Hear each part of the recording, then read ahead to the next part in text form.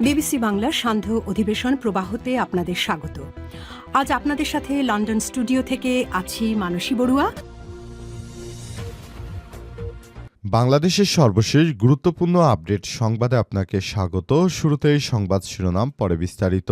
প্রথমেই জানাবো আমাদের হাতে থাকা সর্বশেষ গুরুত্বপূর্ণ সবথেকে তাজা আপডেট সংবাদ। আমরা ঐক্যবদ্ধ 64 জেলার বঙ্গবন্ধু সৈনিক পেজের অ্যাডমিন গ্রেপ্তার। চাঁদপুরের শাহরাস্তি থেকে আমরা ঐক্যবদ্ধ 64 জেলার বঙ্গবন্ধু সৈনিক টেলিগ্রাম ও ফেসবুক পেজের অ্যাডমিন জাহাঙ্গীর হোসেনকে গ্রেপ্তার করেছে পুলিশ। আজ 30 জানুয়ারি দুপুরে জেলা গোয়েন্দা সংস্থার তথ্যের ভিত্তিতে শাহরাস্তি থানা পুলিশ ও চিতোষী পুলিশ ফাঁড়ির কর্মকর্তারা তাকে গ্রেপ্তার করে। এরপর জানাবো, আগামীতে অপরাধ করলে প্রধানমন্ত্রী প্রেসিডেন্টও ছাড় পাবে না বলেন ডাক্তার শফিকুর রহমান। বাংলাদেশ জামাত ইসলামের আমির ডাক্তার শফিকুর রহমান বলেছেন, দেশে নতুন করে ফ্যাসিবাদ কায়েমের চেষ্টা চলছে, কিন্তু জুলাই যোদ্ধারা তা বাস্তবায়ন হতে দেবে না। আপনারা একসময় মজলুম ছিলেন, এখন আপনারাই জালেম হওয়ার চেষ্টা করবেন না। এদিকে গণভোটে হ্যার পক্ষে রায় দেবেন বললেন তারেক রহমান। আগামী 12 ফেব্রুয়ারি সংস্কারের পক্ষে গণভোটের পক্ষে হ্যাতে রায় দেওয়ার আহ্বান জানিয়েছেন বিএনপি চেয়ারম্যান তারেক রহমান। একই সঙ্গে জাতীয় সংসদ নির্বাচনে ধানের শীষ প্রতীকে ভোট দেওয়ার আহ্বান জানিয়েছেন তিনি। আজ রংপুর ঐতিহাসিক কালেক্টরেট ঈদগাহ মাঠে বিএনপি আয়োজিত নির্বাচনী জনসভায় প্রধান অতিথির বক্তব্যে তিনি এসব কথা বলেন। জানাবো, মিডিয়া এখনও দায়িত্বশীল ভূমিকা পালন করতে পারছে না বললেন হাসনাত আব্দুল্লাহ। এনসিপির মুখ্য সংগঠক এবং কুমিল্লা 4 আসনে জামাত জোটের প্রার্থী হাসনাত আব্দুল্লাহ বলেছেন, মিডিয়া এখনও দায়িত্বশীল ভূমিকা পালন করছে না। তাদের সব প্রশংসা এবং সব মুগ্ধতা একটি দলের জন্য অত্যন্ত পরিতাপের বিষয়। জুলাই গণঅভ্যুত্থানের পরও মিডিয়ার চরিত্র বদল হয়নি। আগামীতে এই দালালবাজ মিডিয়া সময় টিভি, 71 টিভি, ডিবিসি সহ এদের বিরুদ্ধে বড় ধরনের ব্যবস্থা গ্রহণ করা হবে।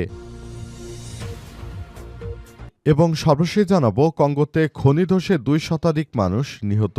কঙ্গোর পূর্বাঞ্চলীয় রুবায়ায় কোলটান খনিতে ধসে 200 জনের বেশি মানুষ নিহত হয়েছে। নর্থ কিভু প্রদেশের প্রাদেশিক রাজধানী গোমা শহর থেকে প্রায় 60 কিলোমিটার উত্তর পশ্চিমে অবস্থিত এই খনিতে হঠাৎ করে ধস নামে এবং এই ধস নেমে বিপুল সংখ্যক মানুষের মৃত্যু হয়েছে বলে জানানো হয়েছে। প্রিয় দর্শক, এতক্ষণ শুনছিলেন সংবাদ শিরোনাম, এবারে বিস্তারিত। তবে তার আগে বন্ধুরা, অনুরোধ থাকবে এই সংবাদটিতে একটি লাইক দিন। এই চ্যানেলে আপনি নতুন হয়ে থাকলে আমাদের সংবাদটি দেখতে দেখতে চ্যানেলটি সাবস্ক্রাইব করে রাখুন। কমেন্ট করে বন্ধুরা আপনার মূল্যবান মতামত জানিয়ে দিন আপনি বিশ্বের কোন দেশ থেকে বা বাংলাদেশের কোন স্থান থেকে আমাদের সংবাদটি দেখছেন এবং শুনছেন। আর বন্ধুরা, সংবাদটি আপনার সোশ্যাল মিডিয়া ফেসবুকে শেয়ার করে বন্ধুদেরও দেখার সুযোগ করে দিন। গাজা যুদ্ধে আপনি যদি নিরীহ ফিলিস্তিনিদের ভালোবেসে থাকেন, কমেন্টে ইয়েস লিখে পুরো বিশ্বকে জানিয়ে দিন। এবারে বিস্তারিত। আমরা ঐক্যবদ্ধ 64 জেলার বঙ্গবন্ধুর সৈনিক পেজের অ্যাডমিন গ্রেপ্তার। চাঁদপুরের শাহরাস্তি থেকে আমরা ঐক্যবদ্ধ 64 জেলার বঙ্গবন্ধুর সৈনিক টেলিগ্রাম এবং ফেসবুক পেজের অ্যাডমিন জাহাঙ্গীর হোসেনকে গ্রেপ্তার করেছে পুলিশ। আজ দুপুরে জেলা গোয়েন্দা সংস্থার তথ্যের ভিত্তিতে শাহরাস্তি থানা পুলিশ ও চিতোষী পুলিশ ফাঁড়ির কর্মকর্তারা তাকে গ্রেপ্তার করে। শাহরাস্তি থানার ভারপ্রাপ্ত কর্মকর্তা ও সিমির মাহবুবুর রহমান বলেন, জাহাঙ্গীর হোসেনের বিরুদ্ধে অভিযোগ রয়েছে গত 23 জুন দক্ষিণ টামটা ইউনিয়নের অরূপ স্টেশন বাজার কার্যক্রম নিষিদ্ধ আওয়ামী লীগের প্রতিষ্ঠাবার্ষিকী উপলক্ষে দেশ ও সরকার বিরোধী বিক্ষোভ মিছিল সহকারে ভাঙচুর কার্যক্রমের সঙ্গে জড়িত ছিল। ওই ঘটনায় শাহরাস্তি থানা পুলিশ বাদী হয়ে গ্রেপ্তারকৃত সঙ্গীয় দুর্বৃত্তদের বিরুদ্ধে সন্ত্রাসী কার্যক্রম চালানোর ঘটনায় তাকে আটক করেছে। আটক করার পর তাকে হেফাজতে নিয়েছে পুলিশের সদস্যরা। জানা গেছে, তিনি নিজে একজন দোষী ব্যক্তি এবং এই ঘটনায় তিনি কোনোভাবে দায় এড়াতে পারেন না, কারণ ফেসবুক পেজ খুলে তারপর বিভিন্নভাবে কার্যক্রম নিষিদ্ধ সংগঠন আওয়ামী লীগের বিভিন্নভাবে কার্যক্রম চালানোর চেষ্টা করছিল এবং অবশেষে আইন শৃঙ্খলা রক্ষাকারী বাহিনীর সদস্যরা দীর্ঘ প্রচেষ্টা চালিয়ে ফেসবুকের এই অ্যাডমিনকে গ্রেপ্তার করেছে। ইনারা ফেসবুকে নানাভাবে গণভোটে না ভোট চালানোর প্রচারণা সহ বিভিন্ন প্রচারণা চালিয়ে যাচ্ছিল, যেটা সরকারকে নানা নানাভাবে বেকায়দায় ফেলে দিচ্ছিল। অবশেষে গোয়েন্দা তথ্যের ভিত্তিতে এই সন্ত্রাসীকে আটক করেছে বলে জানিয়েছে পুলিশের সদস্যরা। পুলিশ জানায়, আওয়ামী লীগের ভারতের থেকে টাকা খেয়ে মূলত এই কার্যক্রম তারা চালিয়ে যাচ্ছে। এদের সবাইকে এখনই সময় এসেছে খুব দ্রুততম সময়ের মধ্যে আটক করে তারপর আইনের আওতায় নিয়ে আসতে হবে বলে পুলিশের পক্ষ থেকে নিশ্চিত করা হয়েছে। আর যারাই আওয়ামী লীগের বিভিন্ন পেজগুলো মেনটেন করছে এদের বিরুদ্ধে যথাযথ ব্যবস্থা গ্রহণ করতে হবে বলে জানানো হয়েছে। আগামীতে অপরাধ করলে প্রধানমন্ত্রী প্রেসিডেন্টও ছাড় পাবে না বললেন ডাক্তার শফিকুর রহমান। বাংলাদেশ জামাত ইসলামের আমির ডাক্তার শফিকুর রহমান বলেছেন, বাংলাদেশে যারা রয়েছেন তারা বিভিন্ন সময় বড় ধরনের অপরাধ, দেশ থেকে টাকা পাচার, দেশের নিরাপত্তাকে হুমকির মধ্যে ফেলে দেয়া, বিদেশ থেকে অস্ত্র কেনার কথা বলে জনগণকে নানাবিধ ভাওতাবাজি বুঝিয়ে তারপর তারা আবার নিজের পকেটই ভারী করেছে।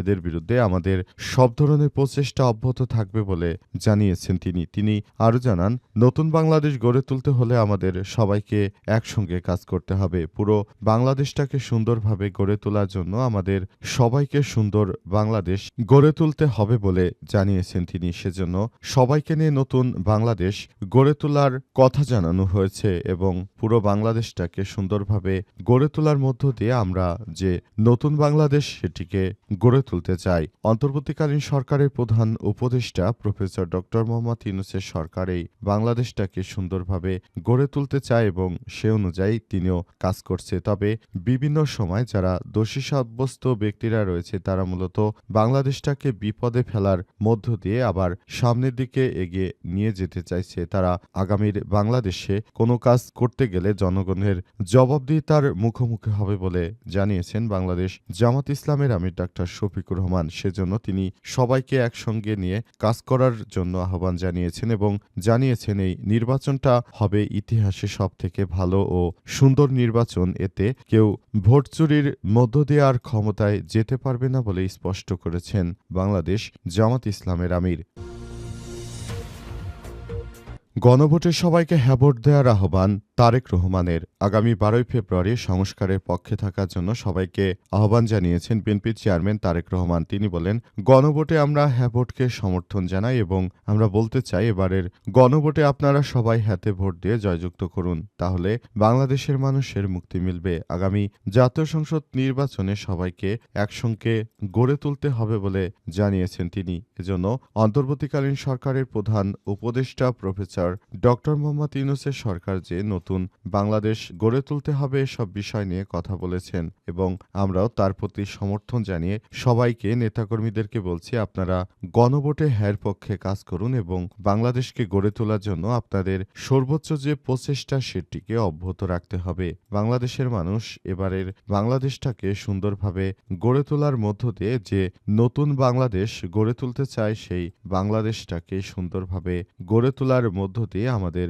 সবাইকে এক থাকতে হবে বলে জানিয়েছেন তিনি। সেজন্য সবাইকে নতুন বাংলাদেশ গড়ে তোলার জন্য আহ্বান জানানো হয়েছে এবং বাংলাদেশের মানুষকে এবার গণভোটে হ্যাঁ রায় দিয়ে আগামীর যে সংস্কারগুলো সেগুলো বাস্তবায়নের জন্য আহ্বান জানানো হয়েছে।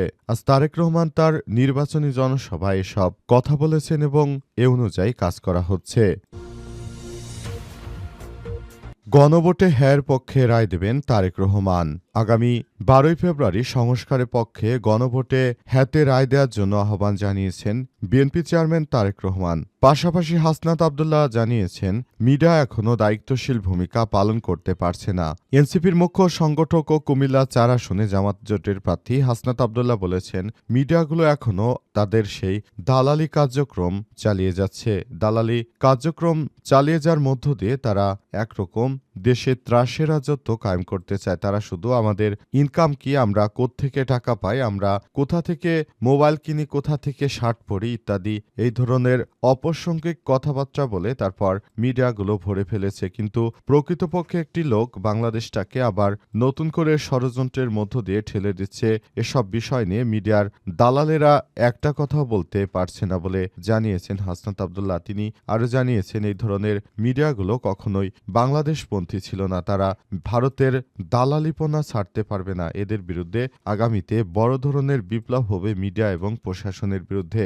যারা প্রশাসনের সদস্য রয়েছেন তাদেরকে বলবো, আপনারা এখনো যদি চুপচাপ করে বসে থাকেন তাহলে আগামীর যে নতুন বাংলাদেশ, সেই নতুন বাংলাদেশ গড়ে তুলতে পারবেন না। তাই আপনাদেরকে বলবো, এখনো সময় আছে। আপনারা জাতীয় সংসদ নির্বাচনে সবাই মিলে একটি নতুন বাংলাদেশ গড়ে তোলার ব্যাপারে কাজ করুন এবং এই ব্যাপারটি নিয়ে সবাইকে আরও বেশি কাজ করতে হবে।